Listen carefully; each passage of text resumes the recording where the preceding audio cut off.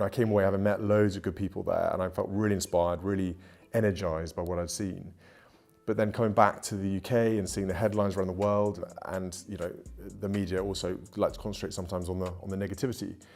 And I felt, you're losing people every single time you have those headlines. Prince William snaps and strips title after Camilla's grandson hits George. So there was this royal family picnic at Windsor. King Charles had set it all up to show that the family was one big happy bunch now. You had William and Kate's kids playing, Camilla's grandkids running around. It was supposed to be a peaceful, blended family kind of vibe. But here's where things took a turn. Prince George, who's usually super chill and polite, ended up playing a little football match with Camilla's eldest grandson. At first, it looked innocent, just kids kicking a ball around. But then, out of nowhere, Camilla's grandson started teasing George. Sources say he made nasty comments about George being king one day, basically mocking the whole idea of George's future role. And he even raised Princess Diana, George's late grandmother. The teasing wasn't random. It felt targeted, like something he might have overheard at home. It didn't come off as childlike mischief, it sounded like adult-level shade coming from a kid's mouth. Prince George didn't make a scene, but his mood shifted. Body language said it all, and while the rest of the family tried to keep smiling for the cameras, Prince William wasn't about to let it slide. Now let's rewind to the moment this friendly family day turned into a royal reality check.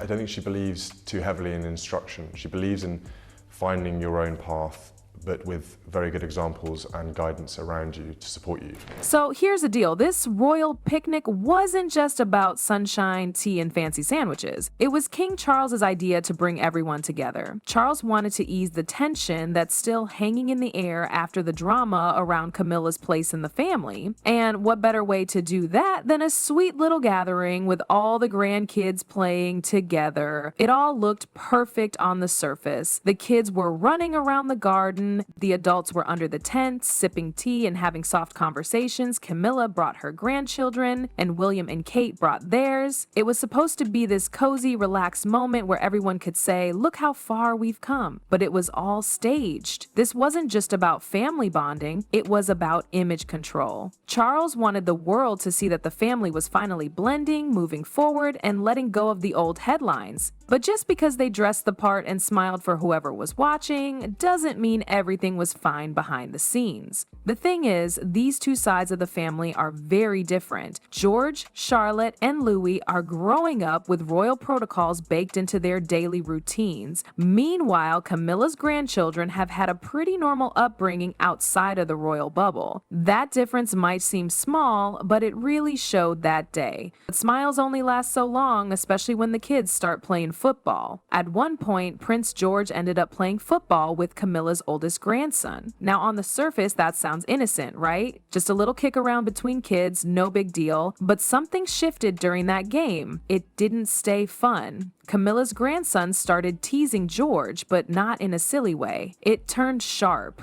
He started making digs about George becoming king someday. But that wasn't even the worst part. He said something about Princess Diana, and not in a sweet, curious way. Now let's pause here. Kids don't just come up with those kinds of lines out of nowhere. That's stuff they hear at home. Grown-up talk, maybe even private talk, spilling out of a kid's mouth in the middle of a game? That's what made it feel so off. People nearby picked up on it. The tone wasn't playful, it was personal, and George felt it. George is used to public life. He's had cameras on him since the day he was born. He's trained to stay composed, to carry himself a certain way, but that moment, it wasn't a joke anymore. And George, he knew it. He didn't shout, he didn't push back, he just stopped. The way his posture changed said everything. His head dropped, his shoulders tensed up, his eyes were red. He quietly walked off the field, trying not to draw attention, but his discomfort was clear. And the royal bodyguard nearby, he saw it instantly. Without a word, he walked over and gently guided George away from the crowd. But people who know George say he doesn't get like that easily. family. It takes a lot to shake him. Later on, when Kate saw George, she didn't need to be told anything. She could see it on his face. He looked defeated, emotionally drained. That's not how a kid should feel after a simple game of football with cousins.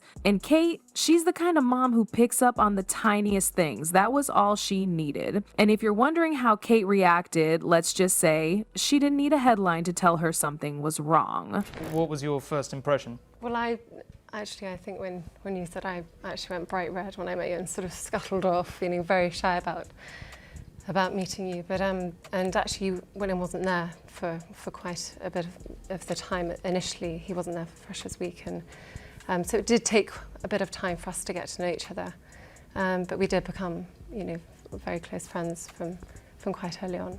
Back at home, things finally started to come out. George, who had stayed pretty quiet after leaving the picnic, eventually opened up to Kate. And what he shared wasn't your typical kids will be kids moment. He told her exactly what was said during that football game, how Camilla's grandson mocked him about becoming king, and even made an offhand comment about Princess Diana. Now, Kate didn't freak out, that's not her style, but something in her shifted. That calm mom exterior gave way to full-on protective mom mode. She listened carefully to George, made sure he felt heard, and then she picked up the phone. She called William, and from what sources say, she didn't mince words. She made it clear this wasn't going to be one of those things that got brushed under the royal rug. There was no yelling, no drama, just that firm tone moms use when something's gone too far. And here's why this really matters. Kate's not known for stirring the pot. She usually plays it safe, especially in public. But when it comes to her kids, that's her line. She's always been fiercely protective of their emotional well-being, and this wasn't about politics or press. It was about George feeling hurt in a place that was supposed to feel safe. And William,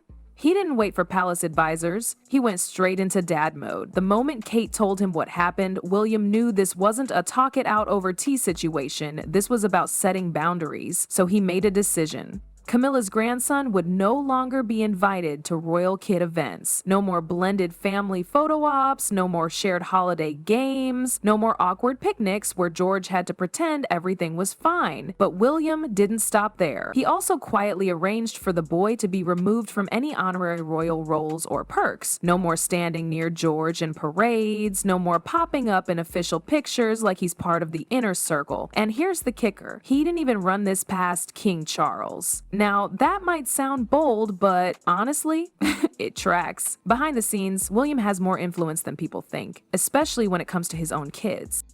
He's the future king, and he's made it clear before his kids come first. This wasn't about being petty or punishing a child. This was about protecting George's emotional space. Meanwhile, Kate was having her moment. Because if we're being real, she had always been a little uneasy about blending the two sides of the family too closely. Not because she had anything against Camilla's grandkids personally, but because she understood how different their worlds really are. George has grown up under the weight of royal expectations. He's had press training, he knows when to smile, when to wave, and how to hold it together, even when he's uncomfortable.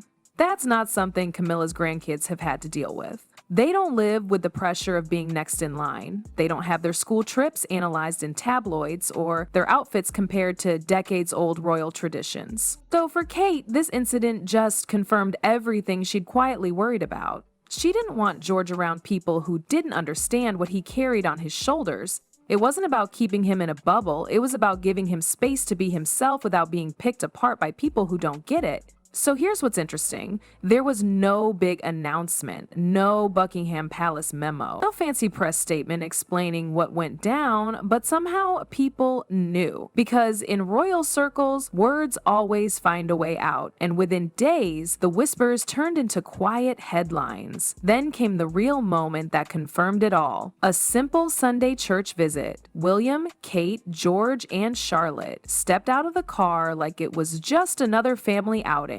But for the people watching, it wasn't just another Sunday. They had heard the rumors. They knew what had happened behind the palace walls. And as the family walked up toward the church doors, something small but powerful happened. The crowd, softly, gently, started to clap. Not loud, not showy, just a quiet gesture of support. Not for the monarchy, but for a little boy who had been through something unfair, and for the parents who didn't let it slide.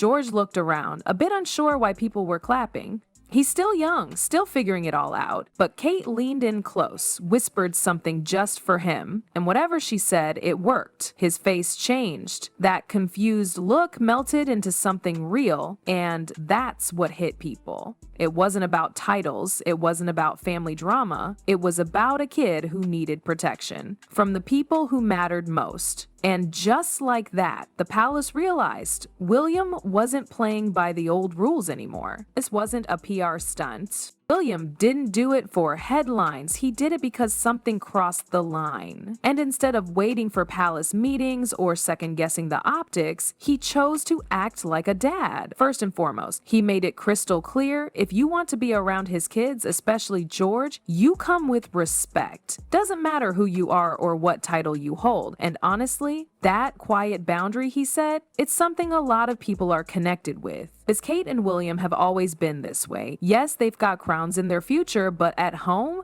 they're just parents who read bedtime stories, pack school lunches, and teach their kids how to stay kind in a chaotic world. And that's why this matters now.